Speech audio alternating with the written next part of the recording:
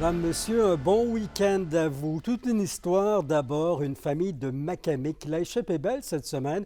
Une mère, son conjoint et leur fillette sont restés pris dans un chemin forestier par lequel ils souhaitaient rejoindre Villebois. La dame a partagé sa mésaventure pour nous. Bon, la première question que les gens se posent, c'est où est-ce que vous alliez?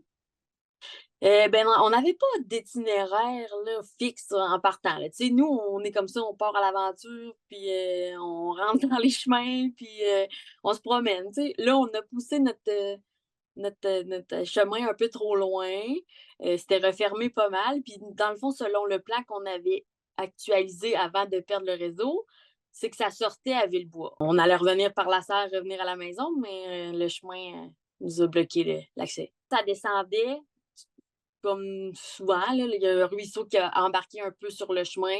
Ça l'a fait, ça l'a érodé le chemin. Puis dans le fond, la vanette est venue se prendre, puis la virait juste sur les 2 roues. Fait qu'on était vraiment pris, là, plus capable d'avancer ni reculer. Et là, vous avez dormi dans la vanette Ouais. euh, en vous disant, ben, il y a un petit camp pas loin pour les prochains jours. Mais là, votre conjoint, lui, c'est un persévérant, là. Ça il tentait de trouver quelqu'un. On savait qu'on allait être à l'abri, au chaud, ça c'est correct, mais à un moment donné, il faut de l'eau, de la nourriture, là, tu sais. J'ai quand même un bébé, puis heureusement, j'allais encore, fait que ça l'a aidé.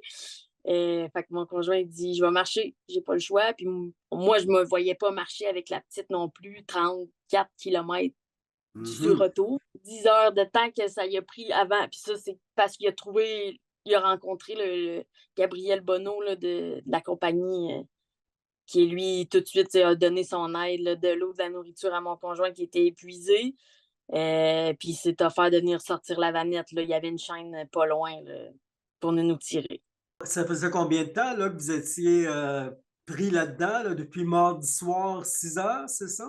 Ouais, exactement. Environ, là, on est tombé comme dans le trou à 6 heures. Fait que ça faisait 24 heures environ quand on est sorti, là.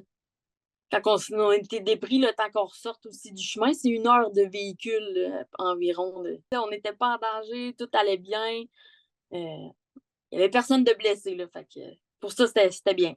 Mais vous en retirez une leçon, là. On dit pas qu'on le refera pas de pas repartir parce qu'on aime ça, mais on va être prêt. Tu sais, en téléphone satellite, on va aviser les gens de se préparer pour sortir, en forêt, là. De nourriture, de l'eau, un peu plus, même si on sait qu'on va pas longtemps.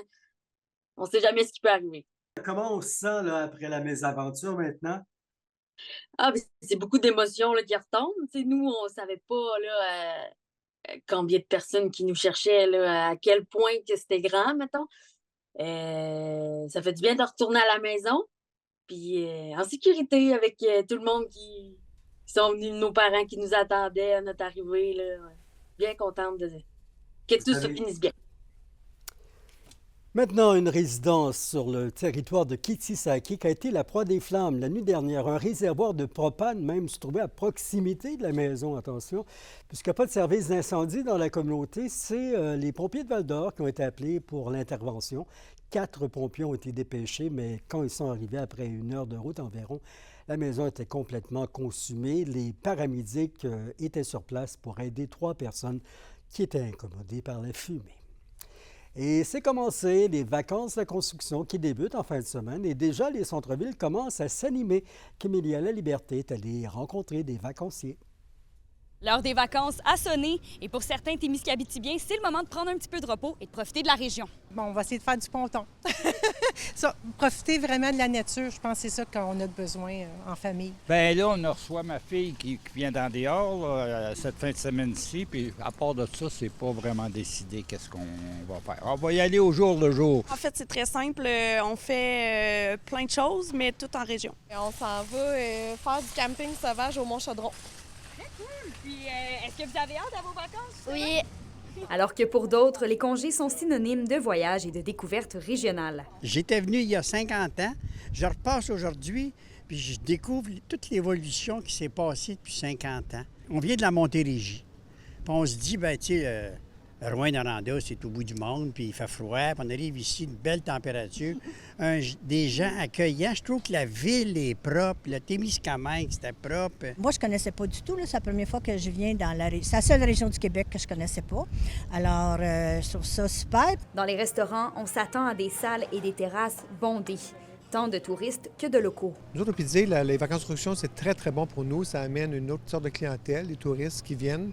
Les gens en vacances, ils profitent. La terrasse, ça les accueille. Puis en plus, on est chanceux, on a un été qui est merveilleux. C'est sûr que pour la fin de semaine, le début de la construction et le début de la vente trottoir, on s'attend à se faire exploser, là, comme on dit dans le milieu.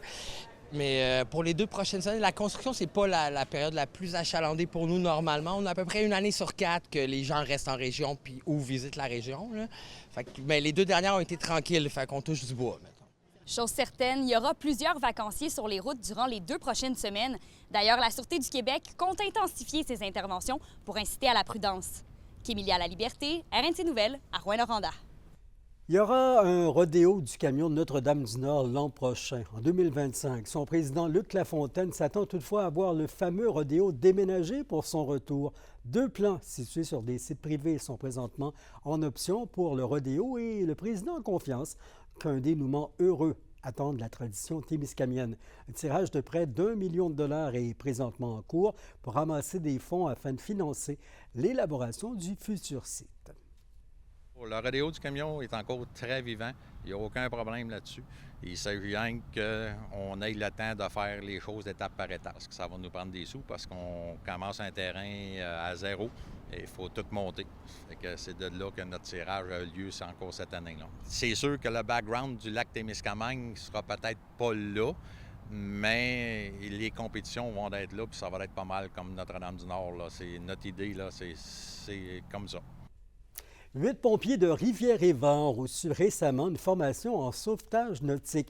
Ils sont ainsi à jour avec les nouvelles normes émises il y a 5 ans par Québec en réponse au décès de nombreux sapeurs lors d'opérations de secours. Pour les sauvetages nautiques comme pour les incendies, Rivière-Éva qui travaille étroitement en collaboration avec la ville de Val-d'Or. Bateaux en détresse, des fois on a eu des avions aussi qui ont fait... des mauvaises situations dans l'eau. Ça peut être n'importe quoi, des décès, des fois aller chercher des personnes décédées. Tout ce qui est appelé, on ne sait jamais. Val-d'Or vient toujours aussi en renfort, advenant un problème soit mécanique, on ne sait jamais la mécanique, mais on travaille toujours avec 2 services incendies. L'artiste multidisciplinaire Louise Lavictoire reçoit l'appui du Conseil des arts du Canada. Sa création Regard, alliant le théâtre, le cinéma et la création numérique, reçoit 35 000 $ d'Ottawa. De nombreux artistes d'ici vont contribuer à réaliser le spectacle, dont la conceptrice éclairagiste Annie Bélanger et le scénographe Raymond Marius Boucher. 5 représentations auront lieu au Petit Théâtre du Vieux-Noranda l'automne qui vient. On en est à la 5e étape du Tour de l'Abitibi-Glencore. Ça se conclut bientôt, là. Dans les minutes qui viennent, du côté de Santerre, les cyclistes devaient parcourir en tout 140 km pour franchir la ligne d'arrivée. Rappelons qu'au classement général, le Français Élan de la Ronde est toujours en tête. Après l'étape d'aujourd'hui, il reste 2 courses en fin de semaine. Le Tour de l'Abitibi qui prend fin dimanche en après-midi. Le ciel s'assombrit, attention aux orages ce soir, la nuit prochaine, minimum à 14. Il va pleuvoir aussi le même matin. Toutefois, de beaux éclaircies doivent précéder quelques autres moments orageux, maximum à 22. Et dimanche, le soleil doit revenir avec un mercure à 23.